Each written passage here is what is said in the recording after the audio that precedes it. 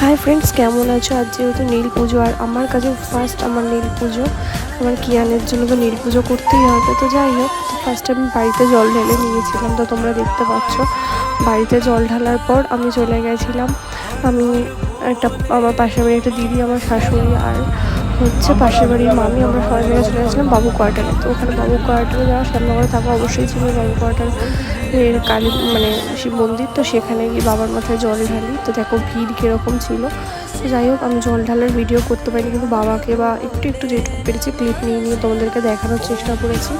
তো দেখো, আর যাই হোক, এটা জানি যে নিজের সন্তানের জন্য করে। তো এখানে একটা কোশ্চেন যদি তোমরা কেউ জেনে থাকো প্লিজ আমাকে বলো, যে এই পুজোর আগে কি আম খেতে নেই?